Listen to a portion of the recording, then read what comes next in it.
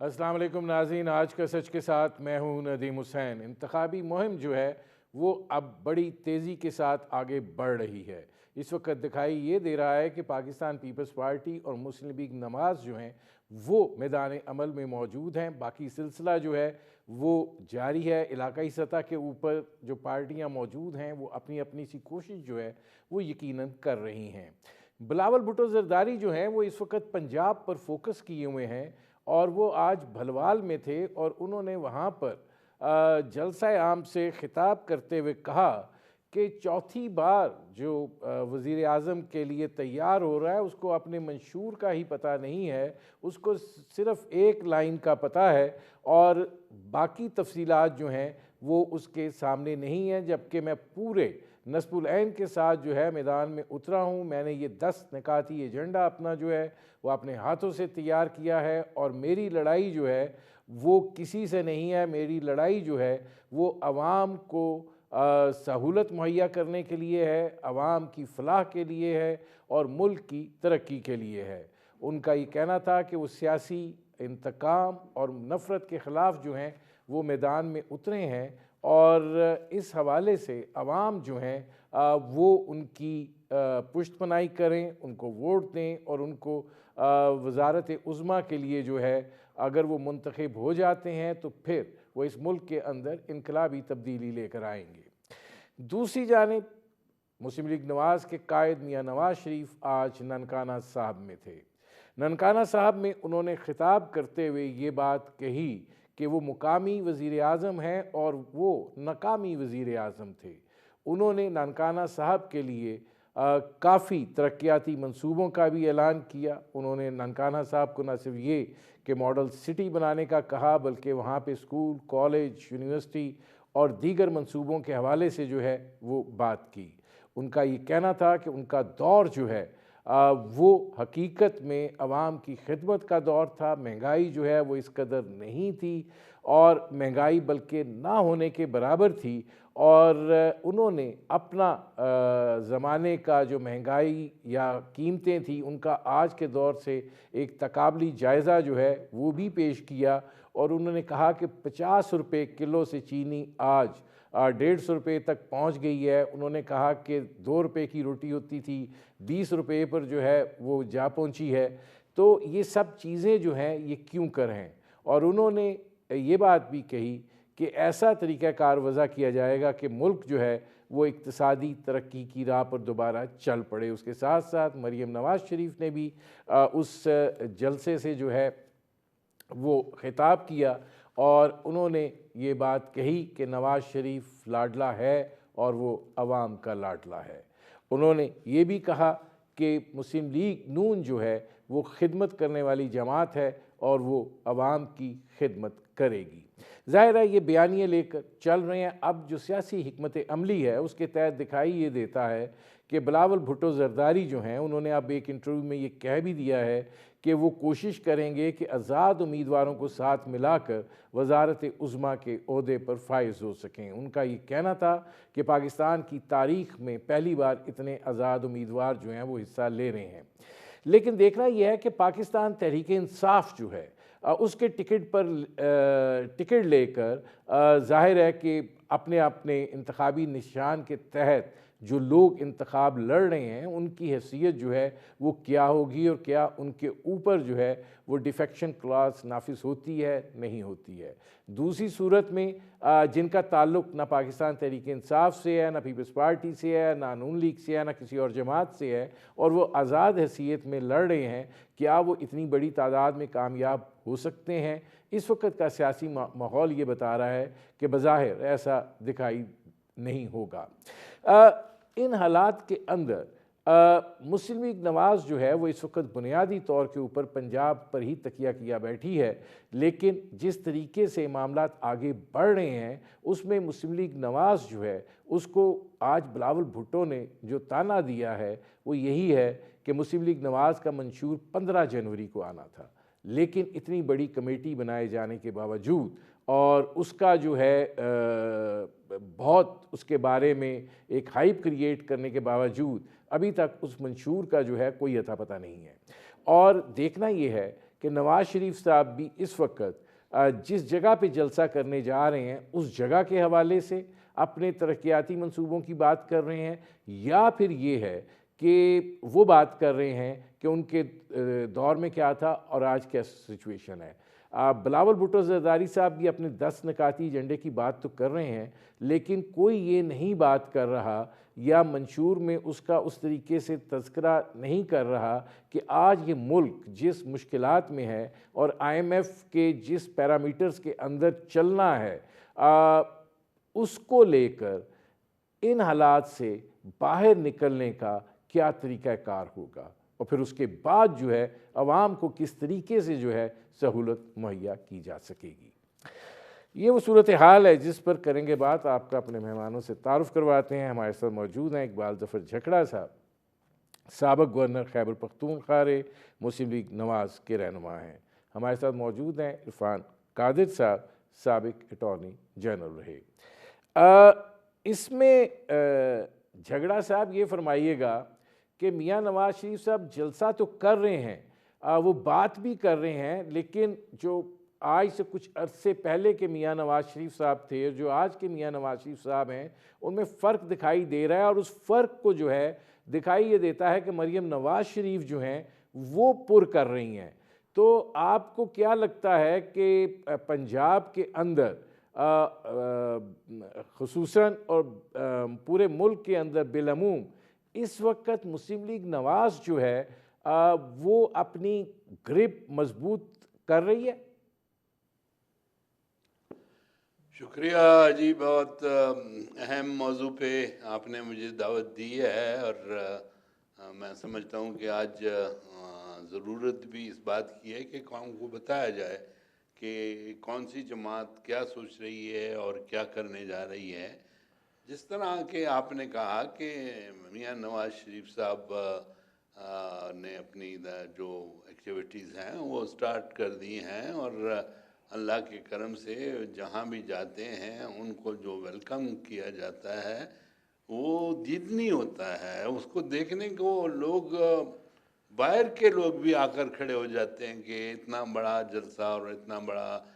Welcome جو ہے وہ کسی جماعت کا نظر نہیں آ رہا جتنا کہ نون کا آ رہا ہے۔ تو نون جو ہے اپنے وسائل کے مطابق انشاءاللہ پوری طرح ویل ایکوپڈ ہے اور آگے بڑھ رہی ہے، اور نواز شریف صاحب نے جو بھی تقریریں کی ہیں اور آپ نے بتایا کہ وہ اس میں کچھ آپ کو چینج نظر آ رہی ہے، نہیں کوئی چینج نہیں ہے، اللہ کے کرم سے وہ وہی ہیں، لیکن یہ ضرور ہے کہ جہاں جاتے ہیں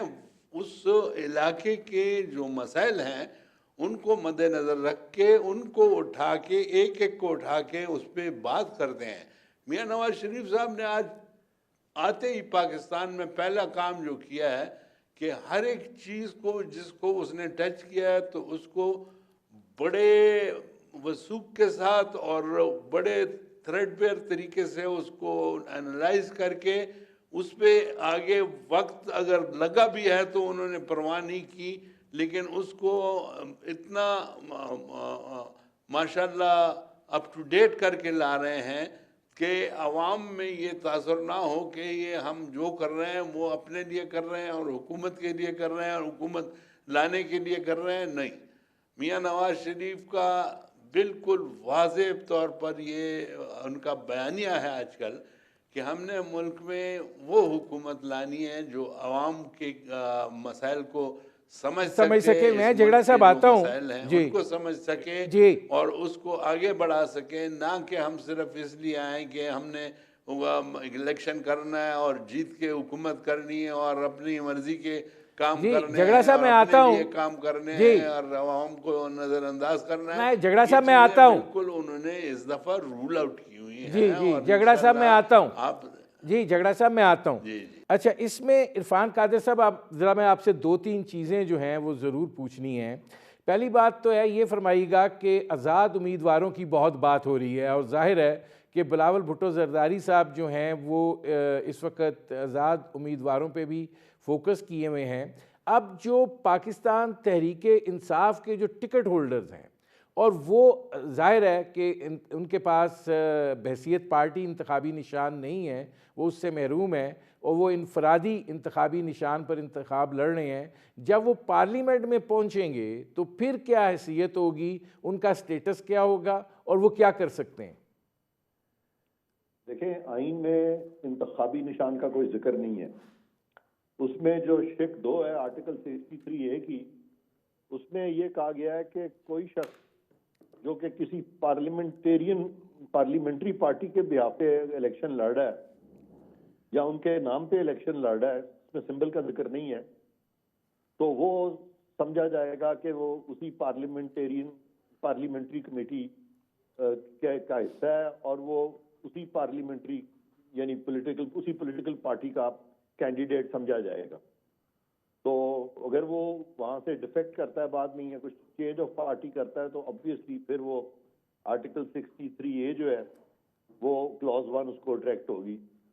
اور وہ اپنی سیٹ سے اس کو پھر ہاتھ دھونا پڑے گا۔ اس کا مطلب یہ ہوا ہے عرفان قادر صاحب کہ یہ بات جو کہی جا رہی ہے اور اس بات کو اجاگر کیا جائے کہ جی آزاد امیدواروں کو ساتھ ملا لیا جائے گا، تو یہ بات تو بالکل واضح ہو گئی کہ پاکستان تحریک انصاف کے ٹکٹ کے اوپر انتخاب لڑ کر، چاہے وہ اپنے انفرادی انتخابی نشان پر انتخاب لڑ کے پارلیمنٹ میں جو پہنچے گا، اگر وہ کسی اور جماعت میں جاتا ہے تو اس کے اوپر ڈیفیکشن کلاس جو ہے وہ نافذ العمل ہوگی۔ بالکل آپ نے درست کہا کہ اگر وہ پارلیمنٹری پارٹی کے الاٹ کردہ نشان پہ اگر سب کو ایک ہی نشان ملا ہے، یا پارلیمنٹری پارٹی نے اس کو یہ کہا ہے کہ آپ ہماری طرف سے الیکشن لڑیں as a nominee of the political party,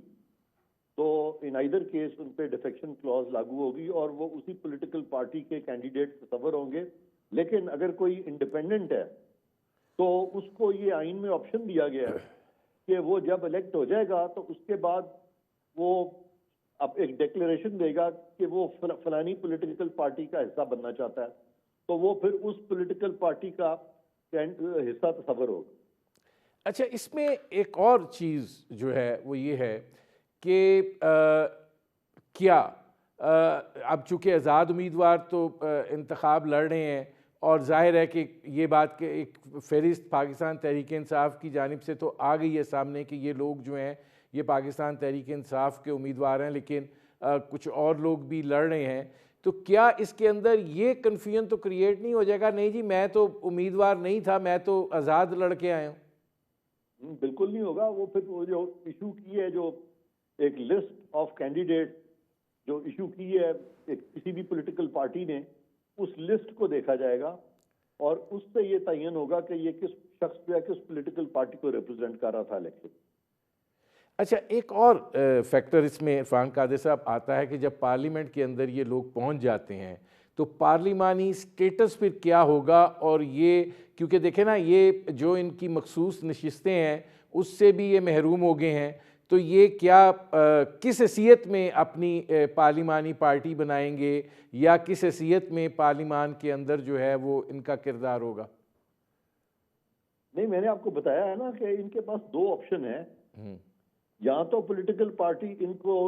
they they, ticket دے دے، وہ کہے جی آپ ہمارے ٹکٹ سے لڑیں گے، سمبل کی ذکر نہیں ہے، اور دوسرا یہ ہے کہ یہ بالکل انڈیپینڈنٹلی لڑے الیکشن، تو بعد میں اس کے بعد انہوں نے کچھ دن کے اندر اندر ایک ڈیکلیریشن دینی ہوگی کہ اب ہم فلانی پارٹی کو جوائن کر رہے ہیں۔ ایک تیسرا آپشن بھی ہے جی، وہ اگر انڈیپینڈنٹ رہتے ہیں کہ جی ہم اپنی انڈیپینڈنٹ حیثیت میں اسمبلی میں بیٹھیں گے، تو آئین میں اس پہ بھی کوئی پابندی نہیں ہے، اور وہ اگر چاہیں تو بعد میں کسی بھی وقت کسی بھی پولیٹیکل پارٹی کی طرف وہ اپنا جھکاؤ کر سکتے ہیں، ان پہ وہ ڈیفیکشن کلاس پھر لاگو نہیں ہوگی۔ اس کا مطلب یہ ہے کہ اگر سیاسی جماعتیں جو ہیں اس بات پہ تکیہ کیے بیٹھی ہیں کہ آزاد امیدواروں کو اپنے ساتھ ملا لیں گی، تو وہ کوئی زیادہ جسے کہتے ہیں صحت مندانہ رجحان نہیں ہے۔ نہیں، اس میں کوئی بری بات بھی نہیں ہے۔ اگر وہ ملانا چاہتی ہیں، وہ کنونس کرتی ہیں انڈیپینڈنٹ کو، تو بالکل کر سکتی ہیں، اور اگر وہ انڈیپینڈنٹ جو ہے وہ نہیں کنونس ہوتے، وہ اپنی ایک انڈیپینڈنٹ حیثیت کو جاری رکھنا چاہتے ہیں، تو وہ بھی کر سکتے ہیں۔ لیکن پاکستان میں یہ بھی پریکٹس دیکھنے میں آئی ہے کہ ان کو الور کیا جاتا ہے حکومت بنانے کے لیے، ان کو فائدہ دیا جاتا ہے، ان کو رانگ فل گین دی جاتی ہے. تو یہ پریکٹسز جو ہیں یہ ممنوع ہیں، یہ غلط پریکٹسز ہیں. اس کا اگر شواہد مل جائیں کہ کسی کو خریدا گیا ہے تو نیچرلی پھر اس کے خلاف جو ہے وہ انضباطی کارروائی جو ہے وہ ہو سکتی ہے. ٹھیک ہے، بہت شکریہ عرفان قادر صاحب. ناظرین، ہماری گفتگو جاری ہے، وقت ہوا ایک مختصر سے کمرشل بریک کا، ملتے ہیں اس وقفے کے بعد. Welcome back. اچھا اقبال ظفر جھگڑا صاحب، اب ذرا آتے ہیں اس صورتحال کی جانب کہ بلاول بھٹو زرداری صاحب کہہ رہے تھے کہ میرا ایک ایجنڈا ہے اور وہ ایجنڈا میں نے خود ترتیب دیا ہے اور اس کے لیے اور اس کے عمل درآمد کے لیے میرے پاس پوری تیاری ہے اور میں نے پورا بندوبست کیا ہوا ہے. مسلم لیگ نواز نے ایک بڑی وسیع و عریض کمیٹی بنائی تھی اور اس منشور کمیٹی نے 15 جنوری کو مسلم لیگ نواز کا منشور دینا تھا، لیکن آج تک وہ منشور جو ہے وہ منظر عام پر نہیں آ پایا ہے اور وعدے ہیں، خواب ہیں، وہی سلسلہ ہے جو سیاسی جلسوں میں عمومی طور پر ہوا کرتا ہے. لیکن ایک جو سنجیدہ پالیسی فریم ورک ہے کہ جناب ہم اس صورتحال میں سے اس طریقے سے نکلیں گے، یہ اقدامات اٹھائیں گے، وہ مسلم لیگ نواز جو کہتے ہیں کہ ہم سب سے بڑی جماعت ہیں، وہ سامنے نہیں ہے. دیکھیں جی، آپ نے ایک لفظ استعمال کیا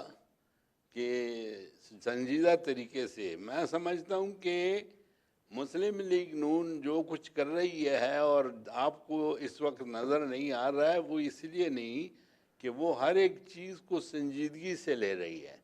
اور اس کو تھریڈ بیئر، میں نے پہلے بھی کہا کہ ڈسکس کر کے اس کے جو ریزلٹس ہیں کہ وہ عام آدمی پہ کیا ان کا اثر ہوگا، اس ملک میں جو مسائل ہیں ان پہ کیا اثر ہوگا، ہماری اکانومی پہ اس کا کیا اثر ہوگا، ہم نے تعلیم کے لیے کیا کرنا ہے، ہم نے روٹی کپڑے مکان کے لیے کیا کرنا ہے. یہ تھریڈ بیئر ڈسکشنز ہوئی ہیں اور سب سے اس میں ٹاپ پرائیورٹی پہ دیکھیں اس وقت ہم سمجھتے ہیں کہ لا اینڈ آرڈر اور امن و امان ہے. امن و امان ہوگا تو سب کچھ آگے بڑھے گا، امن و امان نہیں ہوگا تو کچھ بھی نہیں ہوگا. اور اس کے ساتھ دوسری اہم چیز جو ہے وہ ہماری اکانومی ہے. اکانومی وہ ہمارا مسئلہ ہے جس کو اگر ہم اللہ کے کرم سے کنٹرول میں لے آئیں تو یہ سمجھیں کہ آپ نے ملک کے 50% سے زیادہ مسائل جو ہے وہ حل کر دیے ہیں. کیونکہ اگر اکانومی اسٹرانگ ہوگی، آپ اسٹرانگ فوٹنگز پہ کھڑے ہوں گے تو انشاءاللہ ہر ایک کام کے لیے پھر راستے نکل جاتے ہیں. لیکن جھگڑا صاحب، جھگڑا صاحب ایک یہ فرمائیے گا کہ بلاول بھٹو زرداری صاحب جو ہیں وہ پنجاب کے اندر مسلم لیگ نواز کو تنقید کا نشانہ بنا رہے ہیں. وہ یہ اس بات سے بھی ڈرا رہے ہیں کہ جب آپ لوگ آئیں گے تو آپ انتقام اور نفرت کی سیاست جو ہے وہ ایک دفعہ پھر شروع ہو جائے گی. شاید وہ پاکستان تحریک انصاف کا اگر کوئی مایوس ووٹر ہے تو اس کو اپنی طرف راغب کرنے کی کوشش کر رہے ہیں، لیکن وہ یہ بھی کہہ رہے ہیں کہ جب شیر آتا ہے تو یہ عوام کا خون چوستا ہے، ان کے حقوق کو کھا جاتا ہے. لیکن آج کچھ جواب جو ہے وہ مریم اورنگزیب نے دیا ہے، لیکن آپ کی پارٹی سے اس طریقے سے پیپلز پارٹی کے چیئرمین کی اس تنقید کا جواب نہیں دیا جا رہا ہے. اس کی کیا وجہ ہے؟ دیکھیں جی، بلاول بھٹو صاحب ماشاءاللہ ینگ اپ کمنگ لیڈر ہیں. میں ان کی کوئی وہ بات کو کرٹیسائز تو نہیں کرنا چاہتا، لیکن اتنا ضرور کہوں گا کہ naturally at this age and in the beginning ایک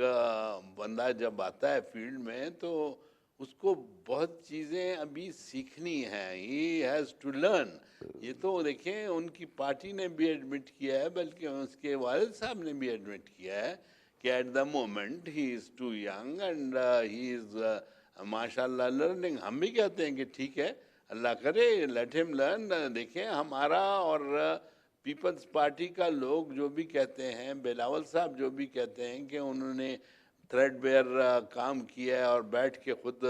सब कुछ तैयार किया है। बिलावल साहब को मैं ये बताना चाहता हूँ कि बिलावल साहब, this is not for the first time.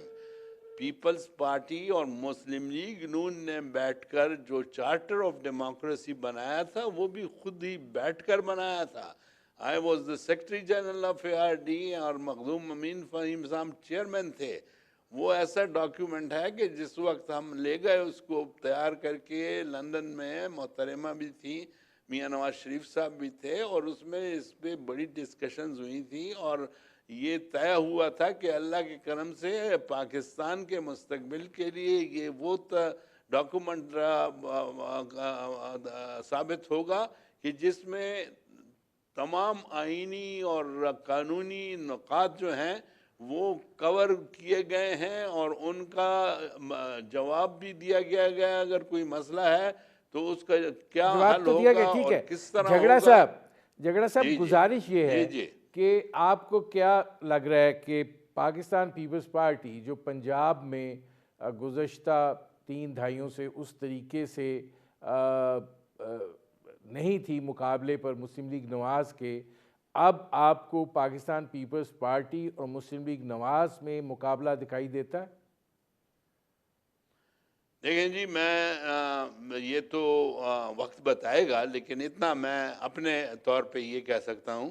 कि इंशाल्लाह मुस्लिम लीग नून को वेलकम करती है पीपल्स पार्टी को, पंजाब में क्या पूरे पाकिस्तान में। लेकिन ये गारंटी के साथ कह सकता हूँ कि इंशाल्लाह पंजाब में नून जो स्कोर करेगी और जितने सीटें लेकर आएगी, पीपल्स पार्टी वो सिर्फ इमेजिन कर रही है कि वो इस पोजीशन में आ चुके हैं, लेकिन इंशाल्लाह जब आप उसके अवाम के सामने जाते हैं उसको देख लें, ये ननकाना साहब का आज का जलसा देख लें, उस दिन हमारा जो यहाँ हज़ारे में हुआ उसका वो देख लें, ये एक के बाद दूसरे इंशाल्लाह आपको नज़र आएगा कि नून इस वक्त अवाम की कसौटी पे they are on the top इंशाल्लाह। और जो स्कोर करेंगे, जो सीटें आएंगी, वो खुद ब खुद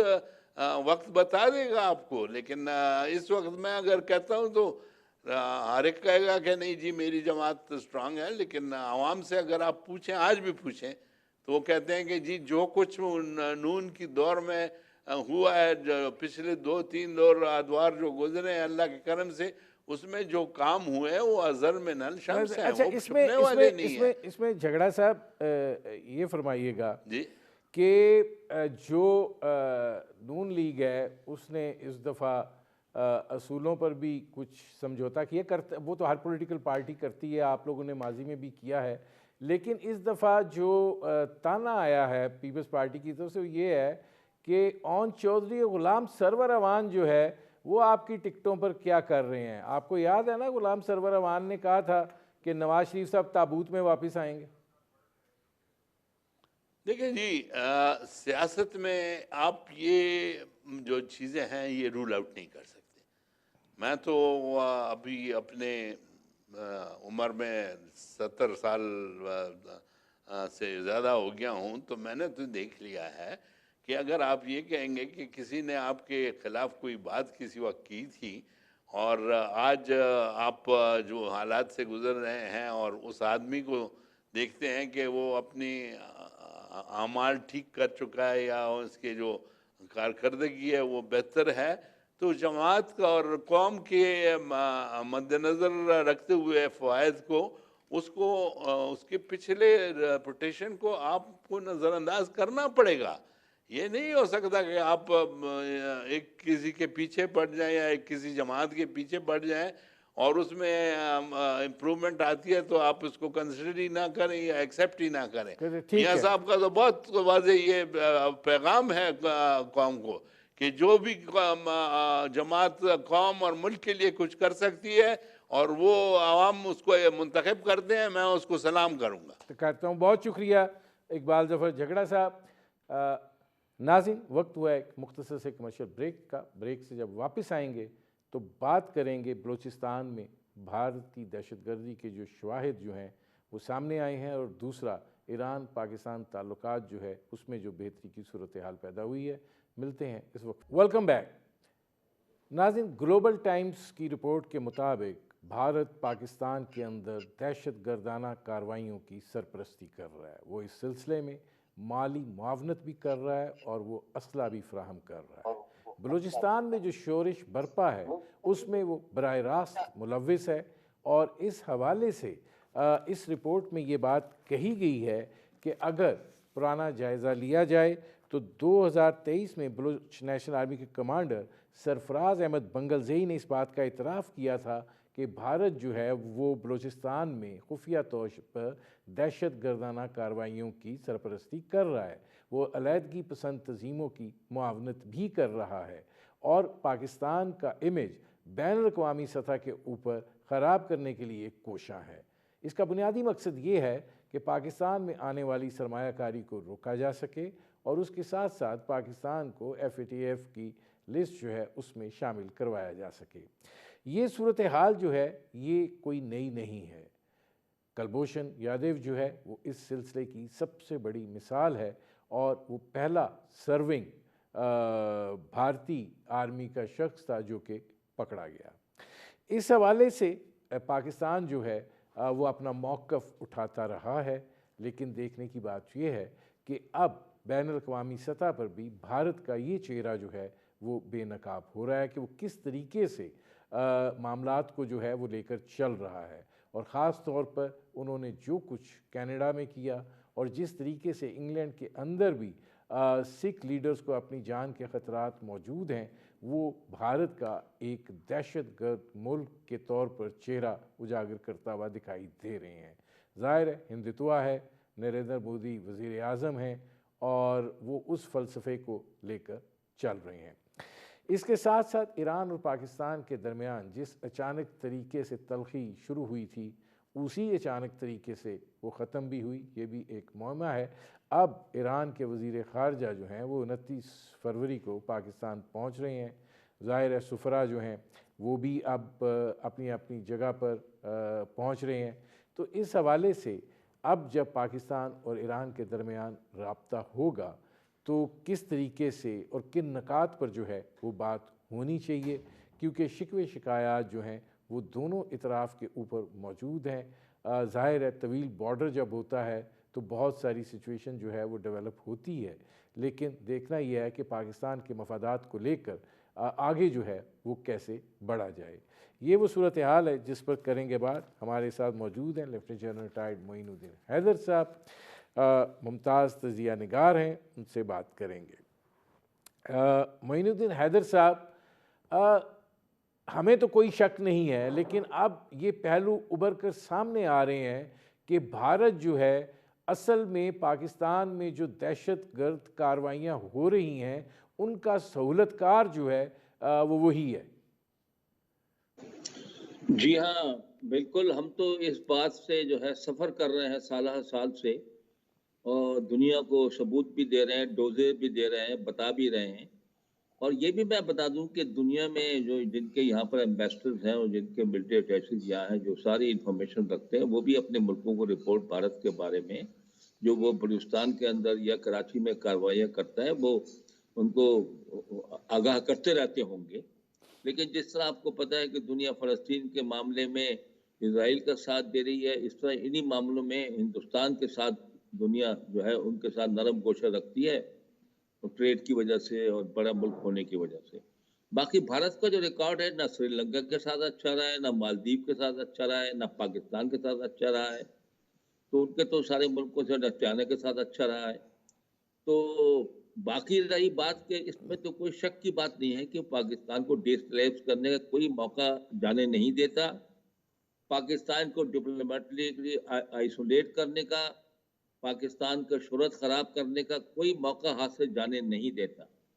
और हमारे बॉर्डर्स पर अफगानिस्तान से उसने बहुत पींगे बढ़ाई हैं और वहाँ बहुत अपने सेल कायम किए हैं।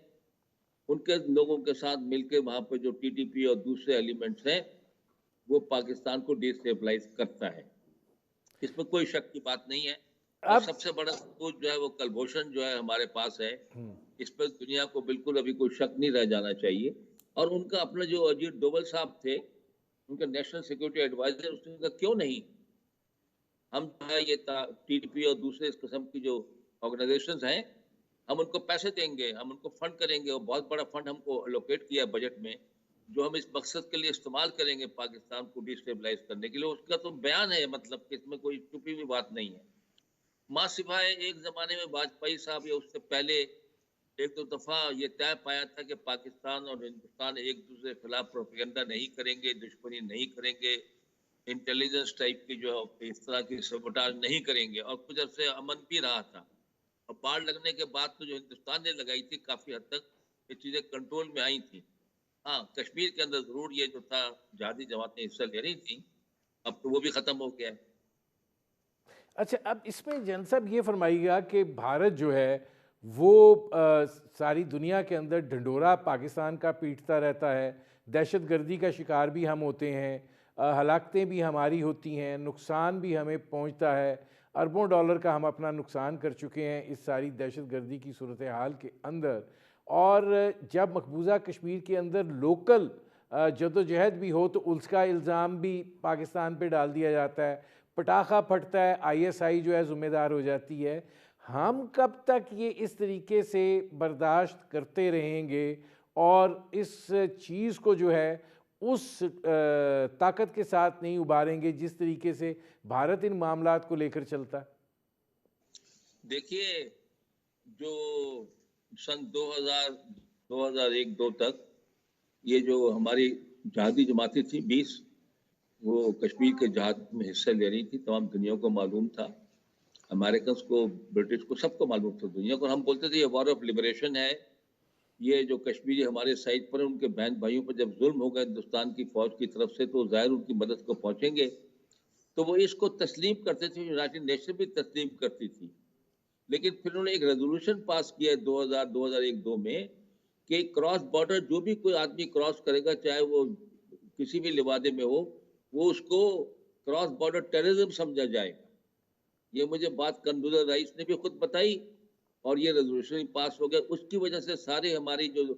جس کی جو وہاں پر جہاد ہو رہا تھا, اس کی وجہ سے بھارت جو ہے کمپوزٹ ڈائلاگ کے لیے میز پر آیا تھا اور پریشر میں آیا تھا مسئلہ سالو کرنے کے لیے, اور کافی ایکسچینجز ہوئی تھی کس طریقے سے وہاں کشمیر کا مسئلے کو حل کیا جائے. وہ تیار بھی ہو گیا تھا اس بات پر حل کرنے کے لیے منموہن سنگھ کے زمانے میں, واجپئی کے. لیکن بعد میں جب یہ ریزولوشن آیا ہے تو ہماری پوزیشن پھر کمزور ہو گئی ہے. ابھی ہمارے ایک آدمی بھی اگر وہاں جائے گا تو اس کو بولے گا کراس بارڈر ٹیررزم پاکستان کر رہا ہے. اچھا, اب اس میں یہ فرمائیے گا کہ چونکہ ہمارے پاس ظاہر ہے ہمیں بلوچستان کے اندر خاص طور پر اس ساری صورتحال کا بڑی سنجیدگی کے ساتھ سامنا ہے, اور ظاہر ہے کہ بلوچستان کی جو علیحدگی پسند تنظیمیں ہیں, چاہے بی ایل اے ہو, چاہے بی این اے ہو یا دیگر جو ہیں, وہ اس سارے صورتحال کے اندر بھارتی سرپرستی کے تحت جو ہے وہ کام کر رہی ہیں, اور پھر معاملات جو ہیں جب بگڑتے ہیں تو پھر اس کو کوئی اور رنگ دے دیا جاتا ہے. تو اب اس کا تدارک جو ہے وہ کس طریقے سے ہو؟ میرے خیال میں اس وقت تو وزیر اعظم بھی بلوچستان سے ہیں اور ان کے پاس امپورٹنٹ عہدے بھی ہیں, تو ایک گرینڈ ڈائلاگ کی ضرورت ہے. اور آپ کو پتہ ہے کہ بھٹو صاحب کے زمانے میں جب ایک دفعہ لشکری کشی ہوئی تھی تو اس کے بعد ضیاء الحق صاحب جو آئے تھے گرینڈ ڈائلاگ کے ذریعے سے, انہوں نے ان کو عام معافی بھی دی تھی. افغانستان میں جو ان کے کیمپ تھے وہاں سے بھی لوگوں کو C-130 میں بھیج کے منگوا لیا تھا, اور پھر انہوں نے عام معافی بھی دی تھی, تو امن قائم ہو گیا تھا اور یہ لوگ پہاڑوں سے نیچے اتر آئے. تو ابھی بھی جو کچھ تو ان کی باتیں جینوئن ہیں, اگر وہ کہتے ہیں احساس محرومیت ہے, جو بھی کچھ ہے, اس سلسلے میں کافی کام بھی ہوا ہے کہ ان کی رائلٹی بڑھائی گئی ہے سوئی گیس کے اوپر بھی, اور اب جو ریکارڈنگ اور دوسرے ہیں وہاں پر بھی ان کا کافی بڑا شیئر ان کو دیا گیا ہے, ان کو شامل کیا گیا ہے. اور وہ ہونا چاہیے کہ جس علاقے سے کوئی منرل ویلتھ نکلے تو ان کے ساتھ شیئر کرنے چاہیے اس علاقے کو اوپر لانے کے لیے. لیکن اس میں کچھ شرارت پسند لوگ بھی ہیں, کچھ جنوب میں بیٹھے ہیں, کوئی اور ویسٹرن کیپٹل میں بیٹھے ہیں, ان کو ہوٹلوں کے پیسے مل رہے ہیں, وہاں آرام سے بیٹھے ہیں, یہاں لوگوں کو اپنے قبیلے کے لوگوں کو مرواتے ہیں وہ. تو میرے خیال میں ڈائلاگ کے ذریعے سے کچھ نہ کچھ سچویشن کو ڈیفیوز کیا جا سکتا ہے. نہیں، لیکن اس میں سب سے بڑا مسئلہ جو ہے وہ ظاہر ہے سی پیک کا ہے، اور چائنیز جو ہیں وہ بھی اس حوالے سے کنسرنڈ ہیں، اور جو بات اس رپورٹ میں لکھی گئی ہے کہ یہ جو اگر ایک کمانڈر جو ہے وہ ہتھیار ڈال دیتا ہے تو اس کا یہ مطلب نہیں ہے کہ علیحدگی پسندی کا رجحان ختم ہو گیا یا دہشت گردی کا طریقہ کار جو ہے وہ ختم ہو گیا. تو اب یہ پاکستان کے لیے ایک دو طرفہ چیلنجنگ صورتحال ہے. کیا اس کو عالمی سطح پر اس طریقے سے نہیں اجاگر کیا جانا چاہیے اور یہ بتایا جانا چاہیے کہ آپ اگر FATF کی بات کرتے ہیں تو اس وقت تو سب سے بڑا منی لانڈرر جو ہے وہ بھارت ہے؟ دیکھیں جی، بات یہ ہے کہ بلوچستان جو ہے اس میں بہت سی پاورز کا انٹرسٹ ہے. بلوچستان بارڈرز آن ایران،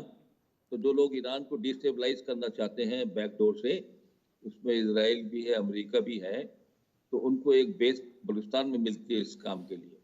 ہندوستان کے اپنے اغراض و مقاصد ہیں. تو ان سب چیزوں کو دیکھتے ہوئے آپ کو پتہ ہے کہ افغانستان کا اپنا مسئلہ ہے کہ بلوچستان میں جتنی گڑبڑ ہوتی ہے کافی اس بارڈر سے بھی ہوتی ہے افغانستان کے، اور ایران کی طرف سے تو کم ہوتی ہے. تو یہ تو ہے اپنی جگہ، لیکن ظاہر ہے کہ اگر ان کے ساتھ ڈائلاگ کیا جائے اور کچھ گریوینسز جو ہیں جو ہم مان سکتے ہیں مان لینا چاہیے. ظاہر ہے بہت سی چیزیں اگر وہ کہتے ہیں آزادی دو اور فلانا کانسٹیٹیوشن نہیں فلانا، وہ چیزیں نہیں مان سکتے، تو شاید کوئی اس سے کوئی بہتر حل نکل سکتا ہے میرے خیال سے. اور ان کے جہاں نوکری کا تعلق ہے، جتنے بھی وہاں پروجیکٹ چلتے ہیں بلوچستان کے لوگوں کو پرائرٹی ملنی چاہیے نوکری دینے میں، اور جس مقصد کے لیے بلوچستان کے لوگوں کو اپنے آپ کو تیار بھی کرنا چاہیے تاکہ وہ ذمہ داریاں سنبھال سکیں. اس میں جن صاحب اصل مسئلہ تو تیاری کا ہے نا، کیونکہ وہاں پہ اس طرح کی نہ سہولتیں ہیں، نہ وہ طریقہ کار اپنایا گیا ہے، نہ سنجیدگی کے ساتھ کوئی پالیسی فریم ورک بھی بنایا گیا ہے کہ جس کے تحت کوئی ووکیشنل انسٹیٹیوٹ ایسے قائم کیے جائیں جہاں پہ ٹارگیٹڈ ٹریننگ کے حوالے سے جو ہے بلوچستان کے نوجوانوں کو تیار کیا جا سکے. اگر یہ ہو تو آپ یہ نہیں سمجھتے کہ سچویشن کو ڈیفیوز کرنے میں بہت مدد ملے گی؟ دیکھیے، ہمارا خیال ہے بلوچستان میں بے انتہا کافی یونیورسٹیاں قائم ہوئی ہیں اور بہت اچھی اسٹینڈرڈ کی ہوئی ہیں. Pakistan university of engineering and technology ہے، IT کی ہے، میں نے اس کو 2-3 دفعہ وزٹ بھی کیا ہے. بچیاں وہاں پر بہت اچھی تعلیم حاصل کر رہے ہیں. ایک وومن یونیورسٹی بھی بنی ہے. اسکل ڈیولپمنٹ سینٹر گورنمنٹ بہت افیکٹولی کام کر رہا ہے. بہت سے لوگ بلوچستان کے بچے لاہور اور باقی سینٹر میں موو کیے گئے تھے ٹیکنیکل ٹریننگ کے لیے، تاکہ آئندہ جس قسم کی چیزیں انہوں نے ذمہ داریاں سنبھالی ہیں گوادر پورٹ کے سلسلے میں یا منرل ڈیولپمنٹ کے سلسلے میں، تو وہ سب کے لیے سیکھ لیں. وہ کافی اس پہ کوشش ہو رہی ہے. ایک میڈیکل کالج جو ہے وہ آرمی کے ساتھ بھی کھول دیا گیا ہے بولان کے علاوہ، اور وہاں پر بھی بچے یہ لے رہے ہیں. تو کافی فیسلٹیز وہاں پہ انکریز کی گئی ہیں، تو اگر اس سے فائدہ اٹھانا چاہیں، چھوٹی پاپولیشن ہے. باقی آپ کو پتہ ہے RCD ہائی وے ایوب خان کے زمانے میں بن گئی تھی، میرانی ڈیم پرویز مشرف کے زمانے میں بنا ہے، گوادر ڈیولپ ہو رہا ہے، کوسٹل ہائی وے بنی ہے، ساری پروڈکٹ لا کے کراچی کی مارکیٹ میں بیچ رہے ہیں، بھی دوسری بھی. تو یہ نہیں ہے کہ بڑی سہولتیں دی گئی ہیں. حالانکہ اب سوئی گیس کا جو شیئر ہے وہ ہمارے نیشنل گرڈ میں اس میں جو ہے سوئی گیس کے بہت کم رہ گیا، بٹ اس کے باوجود بھی رائلٹی اس کی بڑھا دی گئی تھی. اچھا، یہ اب جن صاحب آتے ہیں دوسری طرف، یہ فرمائیے گا کہ پاکستان اور ایران کے درمیان جو معاملہ اچانک شروع ہوا وہ ظاہر ہے اچانک ختم ہو گیا، اور اچھی بات ہے کہ یہ معاملہ جو ہے یہ اس طریقے سے سیٹل آؤٹ ہوا. اب ایران کے وزیر خارجہ پاکستان کے دورے پر آ رہے ہیں. آپ کو کیا لگتا ہے کہ پاکستان کو کن نکات پر ایران کے ساتھ جو ہے وہ بات چیت کرنی چاہیے؟ دیکھیں، ایران ہمارا برادر ملک ہے اور ہمارے تعلقات ان کے ساتھ اچھے رہے ہیں، اور جو دونوں جنگیں ہماری 65-71 تھی، ہم نے کوئی وہاں فوجی اپنے پوسٹ نہیں کیے تھے کیونکہ ہمیں اس بارڈر کی طرف سے امن تھا. دوسرا جو ایران عراق وار تھی کئی سال چلی، اس میں جو ان کو تنگی تھی کھانے پینے راشن چیزوں کی، وہ سب پاکستان سے، چونکہ بارڈر ہمارا ملتا ہے، ہم نے ان کی بہت مدد کی ہیومینیٹیرین بیسس کے اوپر. تو اس وقت بھی ٹریڈ کو فارمل اور انفارمل میں کافی ٹریڈ چل رہی ہے، کافی یہاں سے ڈیزل بھی آ رہا ہے، L P G L N G بھی آ رہی ہے، تو مطلب ان کے ساتھ ہمارے کافی مفادات جڑے ہوئے ہیں، اور میرے خیال سے بہت اچانک اور حیران کن تھا کہ جو اسٹیپ اٹھایا ہے ایران نے، لیکن الحمدللہ خوشی ہے کہ ٹٹ فار ٹیٹ کے بعد یہ مسئلہ سنبھل گیا ہے، کچھ ہماری کوششوں سے، کچھ ہمارے دوستوں کی مدد سے، تو میں امید ہے کہ ابھی یہ اچھے طریقے سے آگے بڑھیں گے، اور ایسا ان باتوں کا آئندہ اعادہ نہیں ہوگا جس سے کہ دشمن ہماری ہاسٹیلٹی سے فائدہ اٹھانے کی کوشش کرے۔ اس میں جن صاحب یہ بھی تو ہے نا، بھارت، امریکہ، اسرائیل تینوں اس پورشن کے اندر جو ہے بہت زیادہ ایکٹیو ہیں۔ اب معاملات جو ہیں ظاہر ہے شکوے ہمارے بھی ہیں، اور جب ہماری طرف سے جواب دیا گیا تھا تو اس میں ایران نے خود اعتراف کیا تھا کہ جو لوگ مارے گئے ہیں وہ ایرانی نہیں ہیں۔ تو آپ کو لگتا ہے کہ اس دفعہ جو وزراء خارجہ کی سطح پر بات چیت ہوگی اس کے اندر دونوں طرف سے باقاعدہ سبسٹینٹیو گفتگو ہوگی، اور اس کو پھر آگے اس پہ عمل درآمد بھی کیا جائے گا، کیونکہ شکوہ شکایت تو دونوں جانب سے ہے؟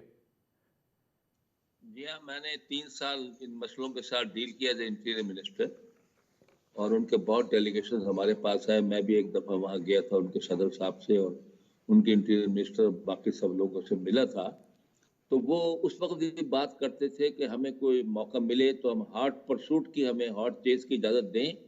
کہ کوئی ہمارے پاس دہشت گردی کر کے پاکستان جا رہا ہو تو ہم اس کو پاکستان کی بارڈر میں گھس کر اس پہ حملہ کریں۔ ہم نے ان کا کہا یہ آپ کو اجازت نہیں دے سکتے، اپنی سیکورٹی کے ہمارے خلاف ہے، آپ ہمیں بتائیں، اور ہمارے پاس کیپیبلٹی ہے اس سے نمٹنے کی۔ دوسری بات ہمیں سمجھنا چاہیے کہ ہمارے لیے، ایرانی بھائیوں کے لیے، ایرانی ملک کے لیے کوئی ہاسٹیلٹی نہیں ہے، کوئی ان کے ساتھ ہمارا ایسا مسئلہ نہیں ہے کہ ہم ان کے خلاف کارروائی کریں۔ جتنی کارروائیاں ایران کے خلاف ہوتی ہیں وہ ایران کے باقی دشمن ہیں، جو میں نے آپ کو نام لیا کہ امریکہ سے ان کی دشمنی ہے، اسرائیل سے دشمنی ہے، کچھ اور لوگوں سے، تو یہ ان کے لوگ ہیں، ان کے پالے ہوئے لوگ ہیں، اور یہ پاکستان کے سوائل کو استعمال کرتے ہیں، ہم ان سے نمٹتے بھی رہتے ہیں۔ اسی طریقے سے یہ B L A, B L جو نام لیتے ہیں آپ، یہ سیپریٹسٹ گروپس کا، یہ بھی بلوچی، ان کے صوبے جو ہیں بلوچستان والے بلوچی لوگوں کے ہیں، وہ وہاں جا کے پناہ لے لیتے ہیں، جن پہ پاکستان نے اٹیک بھی کیا ہے، تو وہ تو پاکستان کو ڈی اسٹیبلائز کرتے ہیں۔ اس میں ایران کا کوئی ضروری نہیں ہے کہ ہاتھوں کو وہ چاہیں کہ پاکستان ڈی اسٹیبلائز ہو، لیکن ظاہر ہے کہ دنیا کی جو طاقتیں ہیں وہ ان کو استعمال کریں دونوں طرف۔ اب اس میں چونکہ آپ ان معاملات کو دیکھتے رہے ہیں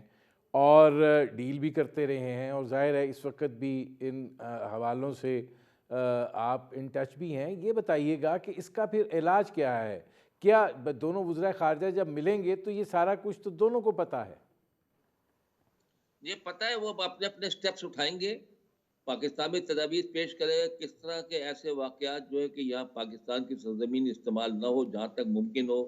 اس میں انٹیلیجنس کی ایکسچینج آف انفارمیشن ہے، اور کوآپریشن ہے دونوں سائڈس کی، اور اس قسم کی باتیں ہیں، اور یہ بھی ہونا چاہیے کانفیڈنس دونوں سائڈس کو کہ ہم ایک دوسرے کے مفاد کے خلاف ہرگز بھی کسی صورت میں فورس استعمال نہیں کریں گے، اور اس بات کو بھی طے پا جانا چاہیے، اور اچھا ٹریڈ بڑھانے پہ ان پہ توجہ دیں گے۔ اچھا، اس میں یہ فرمائے گا کہ اب یہ جو ان کی طرف جو کارروائیاں کرتے ہیں اور جو ہماری طرف کارروائیاں کرتے ہیں، کیا آپ کو لگتا ہے کہ اب پاک ایران سرحد پر بھی بارڈر مینجمنٹ کو ذرا سخت کیا جائے گا؟ دیکھیے وہ تو سخت کر رہے ہیں آہستہ آہستہ ہم بارڈر مینجمنٹ کو، ان کے ساتھ بھی بارڈ وائر کچھ علاقوں میں لگا رہے ہیں، لیکن ہمیں یہ بات جو ہے کلیئر ہو جانی چاہیے کہ ایران کو ڈی اسٹیبلائز کرنے میں دوسری طاقتیں انوالو ہیں، وہی پاکستان کے سوائل کو استعمال کرتی ہیں۔ دوسرا ایک اور بات بہت دھیان میں رکھنی چاہیے کہ ایران جو ہے اس کا سیریا میں بھی دلچسپی ہے، اس کے عراق میں بھی دلچسپی ہے، اس کی یمن میں بھی دلچسپی ہے، لبنان میں بھی دلچسپی ہے، غزہ میں بھی دلچسپی ہے، اور وہاں ان کے پاسداران کے جو بڑے سینئر آفیسرز ہیں وہ جا کے وہاں ملیشیا کھڑے کرتے ہیں، ان کو اکوپ کرتے ہیں، ان کو استعمال کرتے ہیں، تو وہ تو کافی ملکوں میں اس قسم کی کارروائیاں کر رہا ہے، تو وہ ان کا انٹرسٹ ہے۔ اب جو قاسم سلیمانی کا واقعہ پیش آیا، وہ جیش الدل کو اس میں بلیم کر رہے ہیں کہ وہ استعمال ہوئی ہے، جس میں 90 آدمی شہید ہو گئے تھے۔ تو ظاہر ہے جیش ہمارا تو کوئی اس سے تعلق ہے نہیں۔ قاسم سلیمانی کی جو ہے ہمارے بھی افسوسناک اس کی ڈیتھ تھی ہمارے لیے، لیکن جو لوگ یہ کام کر رہے ہیں، ان کو استعمال کر رہے ہیں، وہ ایران والوں کو خوب پتہ ہے۔ اب یہی ہے ان کو تسلی دینے کی بات کہ ہم ان کے ساتھ اس کام میں شامل نہیں ہیں، ہم پوری اپنی کوشش قوت سے ان گروپ سے قابو پانے کی کوشش کریں گے with better exchange of intelligence with each other۔ چلیے بہت شکریہ جن صاحب۔ ناظرین، آپ نے لیفٹیننٹ جنرل ریٹائرڈ معین الدین حیدر کی گفتگو سنی، اب تک کے لیے اتنا ہی، اجازت دیجیے، اللہ حافظ۔